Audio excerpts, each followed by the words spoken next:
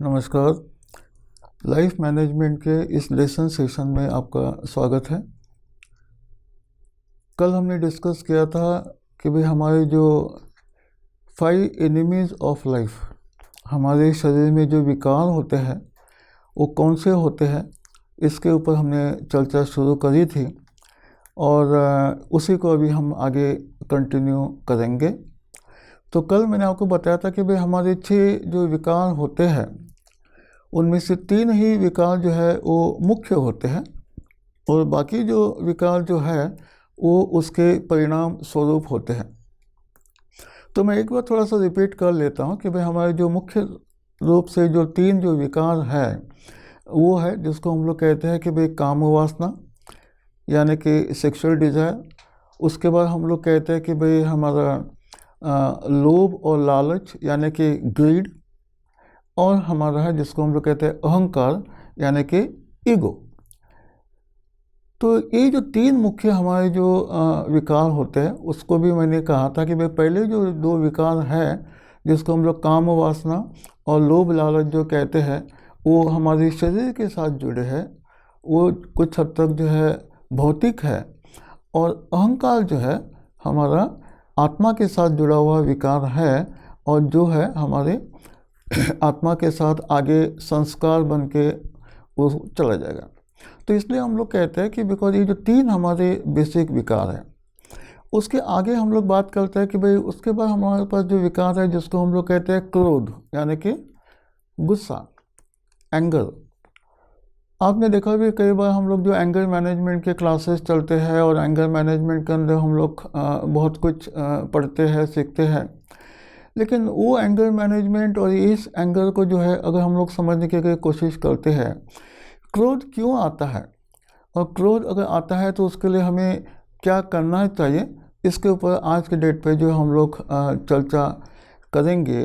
क्रोध के बाद आता है जिसको हम लोग कहते हैं मोह यानी कि प्यार। कोई इंसान हमें अच्छा लगता है, कोई इंसान हमें अच्छा नहीं लगता है, फॉर नो रीज़न हम किसी से प्यार करते हैं या फॉर नो रीज़न हम किसी को नफ़रत करते हैं।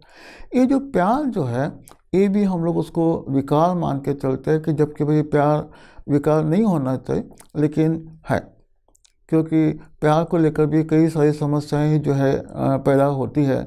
और आखिर में आता है जिसको हम लोग कहते हैं ईर्ष्या। और ईर्ष्या जो है वो भी, ईर्ष्या का मतलब होता है कि भाई जो जेलसी। तो इसके ऊपर भी आज हम लोग जो है चर्चा करेंगे। तो वापस आ जाते हैं जिसको हम लोग कहते हैं कि भाई काम और लोभ के ऊपर कल हमने बात करी थी, और आगे जाके जिसको हम लोग कहते हैं कि जो अहंकार। अहंकार क्या है? ईगो है। हर इंसान के अंदर ईगो होता है। जैसे मैंने आपको कहा था कि बिकॉज जो अच्छे कर्म हमारे साथ जो जुड़े हैं, जो अच्छी चीज़ें जो हमारे साथ जो जुड़ी है, उस बात का हमें अहंकार है। हम लोग क्या कर लेते हैं कि जैसे जितने भी पुण्य कमाते हैं यानी कि जो अच्छा काम करते हैं, आपने देखा कि भाई आज के डेट पे अगर कोई मंदिर में अगर पंखा, सीलिंग फैन अगर भेंट देता है तो उस पंखे के ऊपर भी अपना नाम लिखता है। जब हम लोग उस के ऊपर अपना नाम लिखते हैं, इसका मतलब उस अच्छे कर्म को अपने पास रखते हैं, उस अच्छे कर्म को भगवान को सपोर्ट नहीं करते हैं। जबकि होना क्या चाहिए, उस अच्छे कर्म को हमें जल्दी से जल्दी भगवान को सपोर्ट कर देना चाहिए। हम लोग क्या कहते हैं कि जैसे कि भाई बीज हमारे हाथ में है, बीज को जब तक आप अपने पोजीशन में रखते हैं, अपने पास रखते हैं, तो उस बीज का आगे कुछ मल्टीप्लाई नहीं होगा। लेकिन जब उस बीज को जब हम लोग ज़मीन में बोते हैं, धरती में बोते हैं, तो उस पर्टिकुलर केस में उसका बड़ा सा वृक्ष भी बनेगा और उससे जो है बहुत सारे फल हमें मिलेंगे।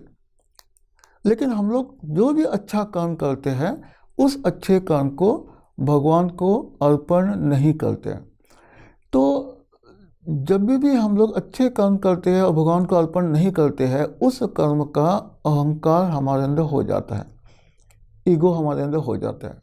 और ये ईगो जो है, जैसे जैसे हम लोग एक अच्छे इंसान, भाई मैंने ज़्यादा पढ़ाई करी, इसका ईगो, मैं बहुत ऊंची जात का हूँ, इसका ईगो, या मैंने बहुत सारी डिग्रियां हासिल करी है, इसका ईगो, मैं कंपनी का मैनेजिंग डायरेक्टर हूँ, इसका ईगो।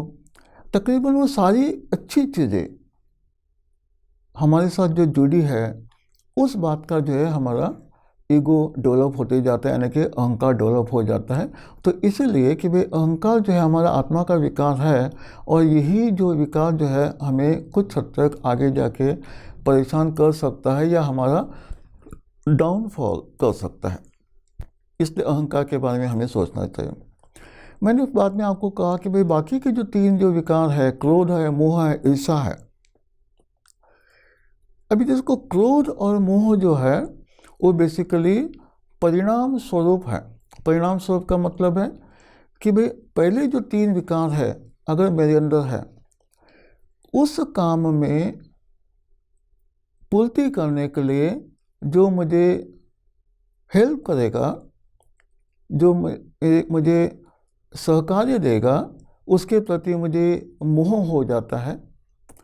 और पहले जो 3 विकार अगर मेरे अंदर है तो उसके अंदर अगर कोई बाधा डालेगा, उसके अंदर कोई बाधा डालेगा तो हमें उसके प्रति क्रोध आ जाता है।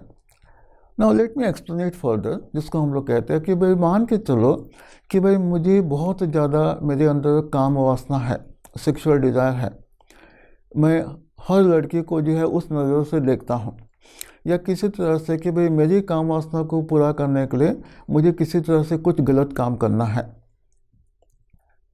अगर इस काम में मुझे जो हेल्प करेगा, मुझे जो मदद करेगा, वो मेरा प्यारा होगा, मेरा अपना होगा, मुझे उसके प्रति मोह हो जाएगा। और इस काम में जो बाधा डालेगा या मुझे वो काम करने नहीं देगा, उसके प्रति जो है मुझे क्रोध हो जाएगा। मान के चलो लोभ और लालच, मैं बहुत लालची आदमी हूँ, मुझे रिश्वत खानी है, मुझे बहुत ज़्यादा पैसा कमाना है, गलत तरीके से पैसा कमाना है। लेकिन जो गलत तरीके से पैसा कमाने के इस विचार में जो बाधा डालेगा, उसके प्रति मुझे क्रोध आएगा। और जो इस काम को करने के लिए मुझे सहकार्य देगा, हेल्प करेगा, उसके प्रति जो है मुझे मुंह आ जाएगा, वो इंसान मुझे अच्छा लगने लगेगा। कहते हैं कि भाई ये तो मेरा भाई है, मेरी सोच और इसकी सोच एक जैसी है, जिस तरह से मैं करते हम दोनों मिलके इस काम को करेंगे, दोनों मिलके रिश्वत खाएंगे, दोनों मिलके जो है किसी तरह से कि भाई चोरी मारी करेंगे, दोनों मिलके जो है किसी को ठग लेंगे। तो जो इंसान हमारे उस बुराई में यानी कि विकार में सहकार्य देता है, उसके प्रति हमें मोह हो जाता है। और जो इंसान उस पर्टिकुलर विकार में बाधा बनता है या उसके खिलाफ हमें काम करने के लिए जो कहता है, उसके प्रति हमें क्रोध आएगा। तो क्रोध और मोह जो है वो परिणाम स्वरूप होते हैं। अभी अहंकार, अगर मान के चलो कि भाई मेरे अंदर बहुत सारा अहंकार है और उस अहंकार में जो पूर्ति करेगा उसके प्रति मुझे मोह हो जाएगा, और उस अहंकार में जो बाधा डालेगा उसके प्रति जो है मुझे क्रोध आएगा। जैसे फॉर एग्जांपल मान के चलो कि मैं बहुत बड़ा मैनेजर हूँ, या मैं कंपनी का जो मैनेजिंग डायरेक्टर हूँ, या मैं CEO हूँ। उस केस में मेरे ऑफिस में मेरे स्टाफ में जो मेरी चापलूसी करेंगे, मेरी वाह करेंगे, कहते sir you are the great, ऐसा जो कहेंगे, वो सारे के सारे मेरे गुड बुक्स में होंगे, उसके प्रति मुझे मोह आएगा। और जो जो लोग मेरे काम में कमियां निकालते हैं या किसी तरह से कि मेरी गलतियों को जो उजागर करने की कोशिश करते हैं या उतना रिस्पेक्ट नहीं देते हैं जितना मैं चाहता हूँ, तो उस पर्टिकुलर केस में मुझे उनके प्रति जो है क्रोध आएगा। तो ये जो मोह है और क्रोध जो है वो परिणाम स्वरूप जो है हमें देखने को मिलता है। इसलिए हम लोग कहते हैं कि भाई हमारे जो पहले जो 3 विकार है, जिसको हम लोग कहते हैं कि भाई काम वासना, लोभ लालच और अहंकार। अभी मुझे बताओ कि भाई अहंकार की क्या पहचान है। भाई मेरे अंदर अहंकार है, ये मैं कैसे पहचानूंगा? जहाँ तक पॉसिबल है मैं आपको कहता हूँ कि भाई हमारे घर वाले, हमारे जो रिश्तेदार या हमारे फ्रेंड्स है या मेरे वेल विशर्स है, वो कभी भी मुझे नहीं कहेंगे कि भाई तुम्हारे अंदर अहंकार है, ईगो है, तुम्हें इसको ठीक करना चाहिए, वो कभी भी नहीं कहेंगे। हम लोग अभी इस क्लास में यही डिस्कस कर रहे हैं कि भाई इन विकारों को हम लोग पहचानेंगे कैसे। जब तक हम उसको पहचानेंगे नहीं, तब तक हम उसके ऊपर जो है काम नहीं कर सकते हैं। तो अहंकार की जो पहचान है वो ये है कि भाई सबसे पहले मुझे गुस्सा बहुत जल्दी आता है, बहुत ज़्यादा मुझे गुस्सा आता है, मैं किसी को बर्दाश्त ही नहीं कर सकता हूँ। अगर ऐसा अगर है आपके साथ, तो उस पर्टिकुलर केस में आपको समझना चाहिए कि भाई आपके अंदर अहंकार है, ईगो है। अगर मान के चलो मुझे बहुत छोटी छोटी बातों के ऊपर अगर मुझे गुस्सा आता है, कई बार हम लोग कहते हैं कि भाई I am the head of the family, जो बीवी है, बच्चे हैं, वो सब लोग मेरी बात सुनेंगे, कोई भी जो है मेरे बातों के खिलाफ नहीं जाएगा। ये ईगो है, क्योंकि मैं हेड ऑफ द फैमिली है, इस बात का ईगो है। और इसको हम लोग जताते रहते हैं, जताते रहते हैं। और जब इस तरह से जब हम लोग उन लोगों की तरफ देखते हैं, तो जो मेरी बात को नहीं मानेगा उसके प्रति मुझे गुस्सा आ जाता है। का मतलब भी है कि भाई मेरे अंदर ईगो है। तो जिसके अंदर ईगो है, तो उसकी पहली पहचान तो ये है कि भाई उसके अंदर जो है बहुत ज़्यादा उसको बार बार गुस्सा आता है, बार बार गुस्सा आता है, गुस्से के ऊपर कंट्रोल नहीं कर सकता है। जितना आप गुस्से पर कंट्रोल नहीं कर सकते हैं, ये नहीं कि भाई आपके अंदर गुस्सा है, लेकिन आपके अंदर अहंकार है। तो जब गुस्सा आता है तो गुस्से को हम लोग कम ज़्यादा नहीं कर सकते हैं, लेकिन गुस्सा आने की जो वजह है उसके ऊपर हम लोग एनालाइज करके उसको ठीक कर सकते हैं। तो अहंकार एक ऐसा रीज़न है कि जिसको लेकर हमेशा ही हम लोग गुस्से में रहते हैं, क्योंकि हमें जो चाहिए वो मान सम्मान नहीं मिलता है। मेरे पास इतनी सारी डिग्रियां हैं, उसका कोई मुझे मान सम्मान नहीं दे रहा है, या मैं बहुत बड़ा मैनेजर हूँ, चपरासी जो है मेरा जो है वो मुझे मान नहीं दे रहा है, क्या समझता है अपने आप को पता नहीं। जब ऐसी सोच जब हम लोग रखते हैं, इसका मतलब कि भाई मेरे अंदर ईगो है, और ये ईगो हमेशा ही दिखाई देता है। दूसरी चीज़ है कि भाई जिसके अंदर ईगो है उसका एक नेचर आप देखने की कोशिश करो, वो हमेशा सवालों में बात करता है। He like to ask questions, he does not like to answer the questions. अगर उसे कोई सवाल पूछता है तो उसे बहुत बुरा लगता है, लेकिन वो खुद सवाल पूछते रहता है। जैसे फॉर एग्जाम्पल मान के चलो कि भाई मैं क्लास में पढ़ा रहा हूँ, मैं टीचर हूँ, स्टूडेंट आते हैं अंदर, तो मैं टीचर, मैं बहुत पढ़ा लिखा, मैं बहुत ज्ञानी, तो उस पर्टिकुलर केस में हम लोग कहते हैं कि भाई मेरे अंदर बहुत ज़्यादा ईगो है। जब कोई स्टूडेंट लेट आता है क्लास के अंदर, तो मैं उसको पूछता हूँ, हाँ क्यों लेट आ रहे हो, क्लास का टाइम क्या होता है, कितनी बार मैंने बताया तुझे, कब सुधरेगा तुम, ऐसे ही चलेगा तो कैसे बड़े बनोगे, कैसे सीखोगे, माँ बाप ने तुम्हें यही सिखाया है क्या। अभी मैंने उस लड़के से जो भी बात करी वो सारे के सारे सवाल हैं, सारे के सारे सवाल हैं, क्वेश्चन है।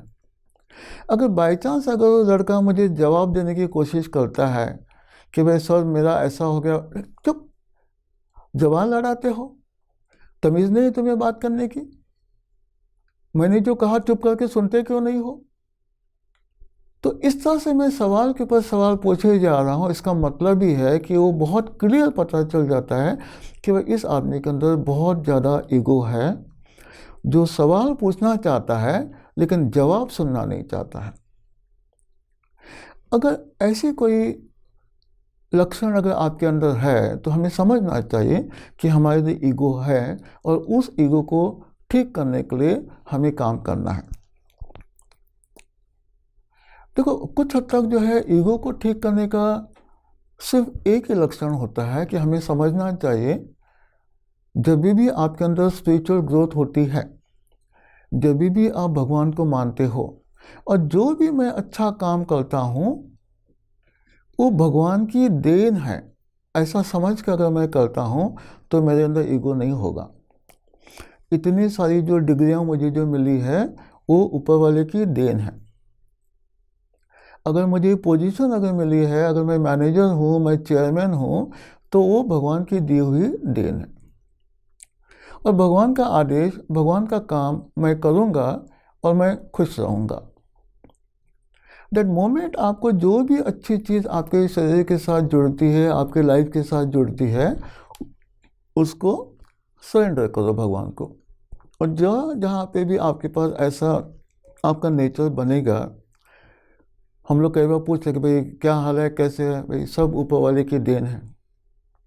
अभी क्या हाल है, कैसे है, इसमें ऊपर वाले की देन कहाँ से आ गई? क्योंकि मैं बहुत अच्छा हूँ, मैं बहुत खुश हूँ, मैं बहुत सुखी हूँ, ये कहने के बजाय हम लोग कहते हैं कि भाई सब ऊपर वाले की देन है। अगर जो भी कुछ मेरे साथ अच्छा जुड़ा है वो ऊपर वाले की देन है। अगर सोच अगर आप ऐसी रखोगे तो आपके अंदर ईगो नहीं होगा। दैट मोमेंट की that you think that I am independent, मैंने किया ये, मेरी काबिलियत की वजह से किया, ये मुझे मिला है, मैंने बहुत मेहनत करी इसलिए मुझे ये मिला है, मेरे अंदर इतना इंटेलेक्ट है इसलिए मुझे ये मिला है। अगर ऐसी सोच अगर आप रखते हो, दैट मीन्स आपके अंदर ईगो है। और ईगो हम लोग देखते हैं बहुत छोटी छोटी बातों का ईगो होता है। जब हम लोग देखा कि जैसे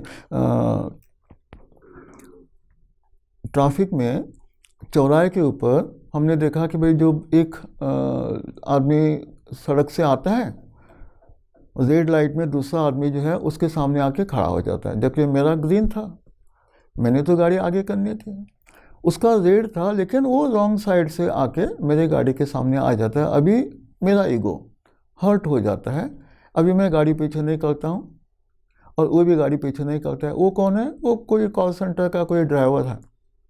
और मैं कौन हूँ? मैं मैनेजर हूँ, प्रोफेसर हूँ, what ever it is.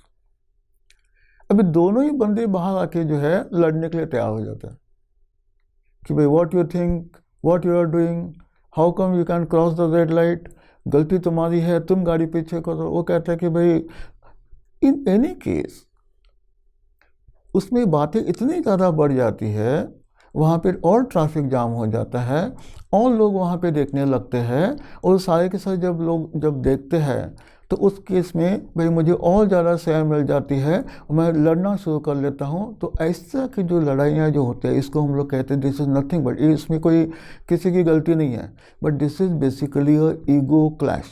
Ego clash, ये जो ईगो क्लैश जो होता है, और ये सिर्फ जो अनपढ़ गवाह के अंदर नहीं होता है, हर वो इंसान, मेरे अंदर ईगो क्या है कि भाई मैं बहुत पढ़ा लिखा आदमी हूँ, उसका ईगो, उस सामने वाले गाड़ी के ड्राइवर में क्या ईगो है कि उसकी अपनी गाड़ी है, वो गाड़ी का मालिक है और वो भाई जो भी कुछ भी कर सकता है वो उसने, क्योंकि उसके हो सकता है कि भाई पुलिस वाले जान पहचान के हो या कुछ भी हो सकता है, उस बात का उसका ईगो है।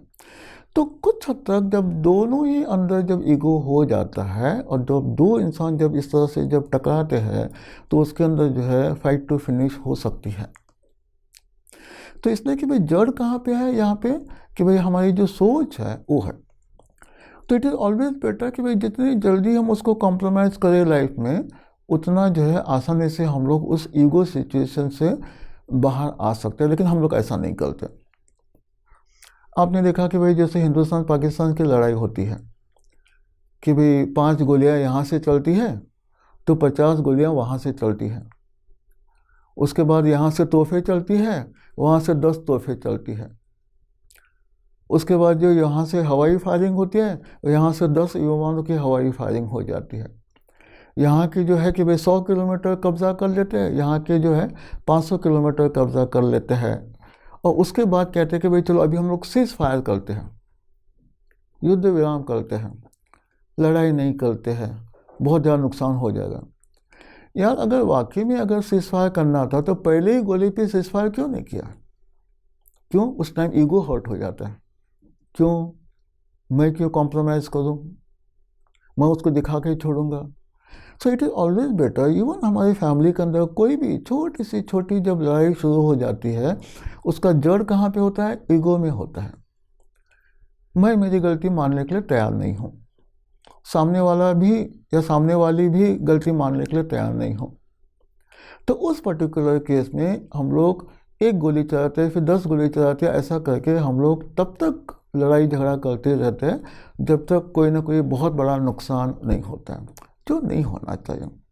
तो उसका आसान तरीका ये होता है कि जिस वक्त लड़ाई शुरू होती है उसी टाइम विड्रॉ कर लो ना, कोई बात नहीं यार, तो सही है, मैं गलत हूँ, बस ठीक है, खुश, चलो अभी हम अपने अपने रास्ते चले जाते हैं, एज सिंपल एज दैट। इसमें हमारा ईगो हर्ट हो जाता है, लेकिन आगे होने वाली जो भी तबाही है इसको हम लोग रोकते हैं, and it is very necessary. और जबकि भाई हम लोग इस अंदाज में नहीं सोचते हैं जो कि आपको सोचना शुरू करना है। तो जो सबसे लास्ट जो हमारा जो आता है कि भाई जो विकार जिसको हम लोग कहते हैं ईर्ष्या, यानी कि जेलसी। और आजकल जो है ये चीज़ बहुत ज़्यादा देखने को मिलती है कि भाई मुझे कुछ नहीं मिला, उसका मुझे कोई दुख नहीं है, लेकिन उसको क्यों मिला इसका मुझे दुख है। हमारे क्लास में भी हम लोग देखते हैं कि भाई जब स्टूडेंट आके हमसे पूछते हैं, लड़ाई झगड़ा करते हैं कि भाई मुझे भाई 60 मार्क्स मिल गए हैं, इस बात का उसको दुख नहीं है, लेकिन उसको 70 मार्क्स कैसे मिले, मुझसे 10 मार्क्स कैसे ज़्यादा मिले, इसका जवाब वो हमसे चाहते हैं। They are so jealous about the higher performing student. वो अपनी परफॉर्मेंस अच्छा है कोई बात नहीं, लेकिन अपने परफॉर्मेंस की चिंता करने के बजाय वो दूसरे के अच्छे परफॉर्मेंस की तरफ ध्यान देके अपने आप को परेशान करते हैं। इसको हम लोग करते हैं ईर्ष्या। एक छोटी सी कहानी मैं यहाँ पे आपको बता देता हूँ कि देखो, एक बार एक आदमी जो है भगवान से बहुत ज़्यादा प्रार्थना करता है हाथ पैर जोड़ के, और फाइनली जो है भगवान आता है और पूछता है कि यार क्या चाहिए तुझे। तो वो कहते हैं कि यार मुझे इतना तो दे दो कि जिससे मेरा ठीक से गुजारा हो जाए, इतना तो पैसा मिले। तो वो कहता है कि देखो ठीक है, मैं दे दूंगा तुझे, जो तुझे चाहिए वो मैं दे दूंगा, तो जो इच्छा करेगा मैं तेरी पूरी करूंगा, लेकिन मेरी एक शर्त है, तेरा जो पड़ोसी जो है उसको मैं डबल दे दूंगा, जो भी मैं आपको दूंगा आपके पड़ोसी को उसका डबल दे दूंगा। तो मैं कहता हूँ ठीक है कोई बात नहीं, दे दो। भगवान तथास्तु बोल के चले जाते हैं, और उसके बाद जो है उस इंसान की सारी इच्छाएं पूरी हो जाती है। भाई अच्छी नौकरी मिल जाती है कि भाई इस इंसान को जो है नौकरी मिल जाती है 10,000 रुपये की, पड़ोसी को नौकरी मिलती है 20,000 रुपये की। फिर ये जो आदमी जो है वो कुछ हद तक जो है मारुति की छोटी गाड़ी खरीदता है, और पड़ोस वाला जो है मारुति की बड़ी गाड़ी खरीदता है।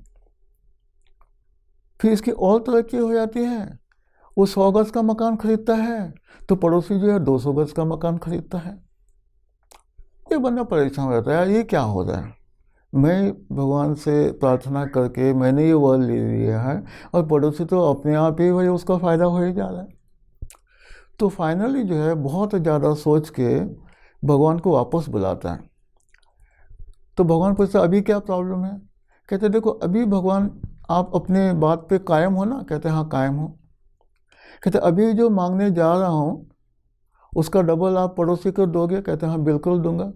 ऐसा करो, भगवान को कहता है कि आप जो है मेरी एक आंख फोड़ दो, मेरी जो है एक आंख फोड़ दो, ताकि पड़ोसी की दोनों आंखें फूट जाए। ये है, this is a typical example of jealousy, ईर्ष्या। हम लोग ईर्ष्या में इतने इस हद तक गिर जाते हैं, हम अपना नुकसान करने के लिए तैयार होते हैं ताकि दूसरे का ज़्यादा नुकसान हो जाए।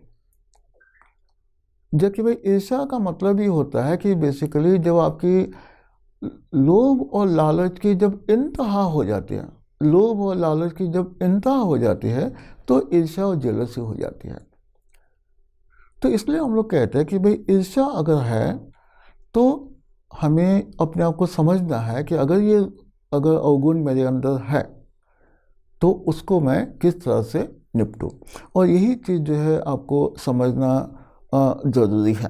खैर, तो मैंने आपको कहा कि भाई हमारे जो है 5-6 विकार होते हैं, उनमें से सिर्फ 3 ही विकार बुनियादी तौर पे होते हैं, और बाकी के जो 3 जो है वो उसके परिणाम स्वरूप है। तो हमें सिर्फ 3 विकारों को ही कंट्रोल करना है, और वो कौन से हैं?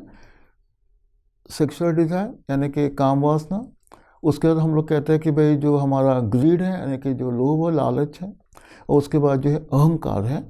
और ये जब तीनों जब आपके अंदर नहीं रहेंगे तो बाकी के तीनों अपने आप ही खत्म हो जाते हैं। तो हमें सिर्फ 3 ही चीज़ों के ऊपर जो है काम करना होता है।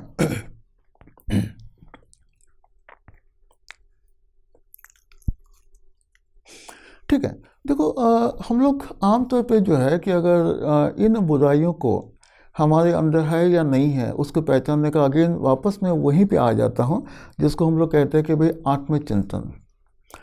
अपने आप को एनालाइज करो, अपने आप से बातें करो, अपने आत्मा के साथ बैठ के आत्मचिंतन करो, और आत्मा आपको ज़रूर बताएगा कि आपके अंदर कौन सी कमियां हैं और आपको अपने आप को किस तरह से ठीक करना है। और ये जो जवाब जो है आपको अंदर से मिलते रहेंगे। हम लोग नेक्स्ट कहते हैं कि भाई कुछ हद तक जो है हमें जो spiritual growth is the only solution. जब हम लोग स्पिरिचुअली ग्रो करते हैं, जब हम लोग आध्यात्मिक उन्नति जब हमारे अंदर होती है, तो उस पर्टिकुलर केस में हमारे अंदर ये विकार जो है आहिस्ता आहिस्ता करके जो है सारे के सारे ख़त्म हो जाते हैं।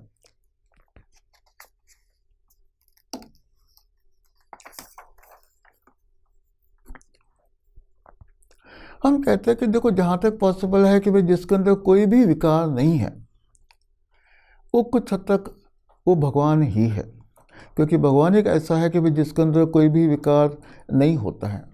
कई बार हम लोग बात करते हैं कि यार तुम पाप करोगे तो स्वर्ग, पुण्य करोगे तो स्वर्ग में जाओगे, पाप करोगे तो नरक में जाओगे, वगैरह वगैरह।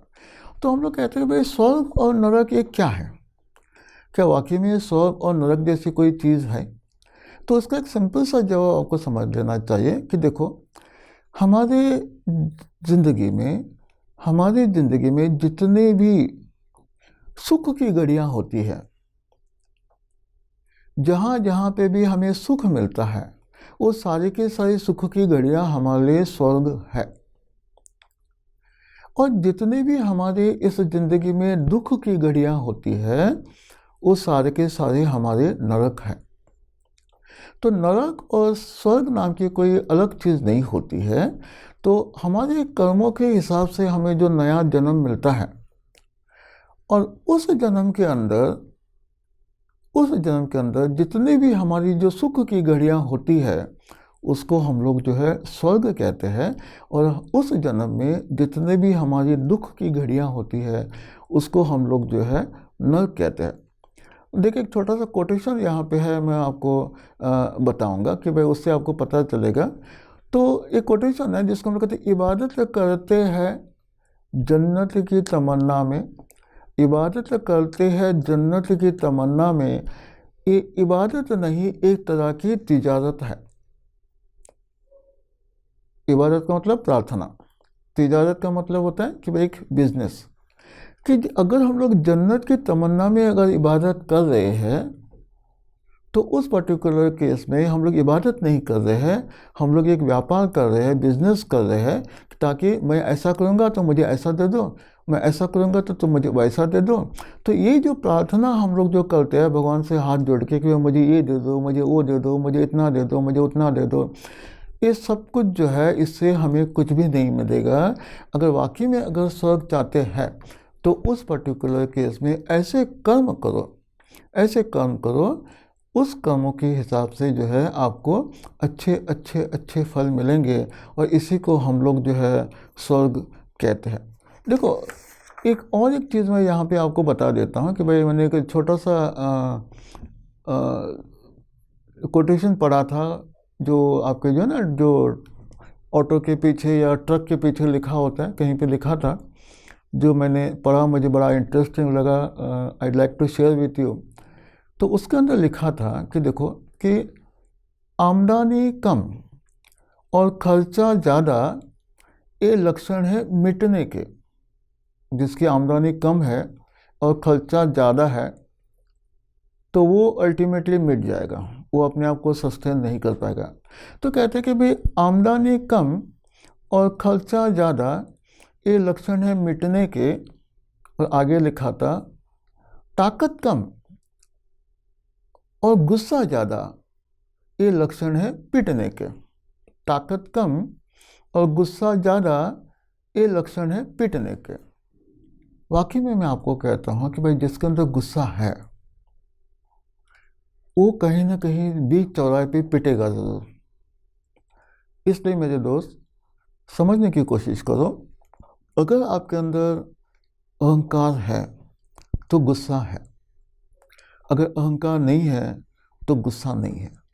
इसलिए बेटा यही होता है कि अगर गुस्सा करने के पहले 10 बार सोचो, उसके परिणाम के बारे में सोचो, और उस परिणाम के बारे में सोचने के बाद अपने आप ही जो है आपका गुस्सा कंप्लीट हो जाएगा। एनीवे, आज इस क्लास में यहाँ तक अभी हम लोग कंक्लूड करते हैं। अगला जो हमारा जो लेसन होगा इसके अंदर हम लोग डिस्कस करेंगे जिसको हम लोग कहते हैं the astrological aspects of the human nature. हमारा जो ह्यूमन नेचर होता है, कोई बहुत गुस्से वाला होता है, कोई बड़ा शांत होता है, कोई बहुत प्यार करके बात करता है, तो कोई बड़े गुस्से में बात करता है, वगैरह वगैरह।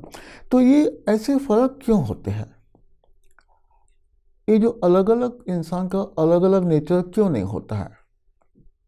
मैं पैदाइशी ऐसा क्यों हूँ, वो पैदाइशी वैसा क्यों है? इसके बारे में जो है हम लोग अगले क्लास में डिस्कस करेंगे कि इसके अंदर क्या एस्ट्रोलॉजिकल फैक्ट्स होते हैं। उसको समझने के बाद आपको पता चलेगा कि भाई जो स्वभाव हमारा है वो वैसा ही रहेगा, उस स्वभाव को हम लोग बदल नहीं सकते। Anyway, thank you very much for listening to me. नमस्कार।